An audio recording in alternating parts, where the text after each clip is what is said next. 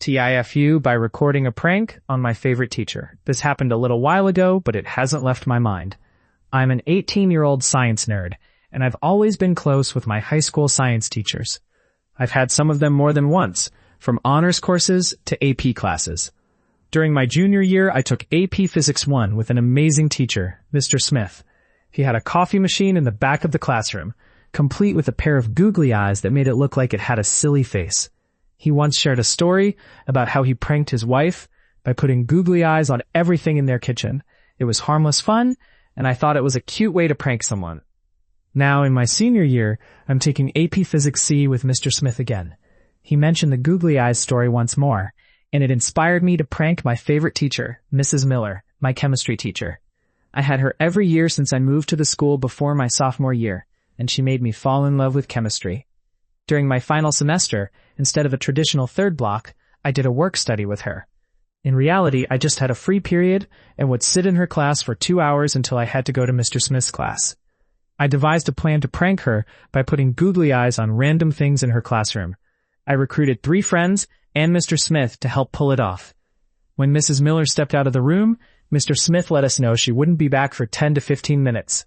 We quickly started googly-eyeing everything we could find. Just as we were finishing up, Mr. Smith returned and said she would be back any minute, so 2 of my friends left. That left just me and my friend Austin, who wanted to see her reaction to our prank. Here's where things took a turn. I decided to set up my phone to record her reaction, thinking it would be funny. Austin and I crouched behind a lab bench, waiting to surprise her. Eventually, she came back in with another teacher, and they started gossiping about another teacher. I knew the rumor they were discussing because it had spread throughout the student body. It was about how another teacher was involved in an inappropriate relationship with a student, and there were certain pictures involved. By the time we realized what was happening, it was too late to jump up and let them know we were there. We had to sit quietly behind the bench for about 10 minutes while they talked. Meanwhile, my phone was still recording, and I was panicking, covering my ears, because I felt guilty eavesdropping on their conversation. I knew Mrs. Miller had an appointment, so she would be leaving before our last block, and I decided to wait it out. Eventually, she left without even noticing our prank, and Austin bolted out the back door to get to his actual class. She saw him in the hallway and became suspicious about why he was there. She figured out he had been in the classroom and went to Mr. Smith and our biology teacher, Mrs. Wood, crying because she felt terrible for gossiping and was embarrassed that he had overheard the conversation. At that point, she didn't know I was also in the room.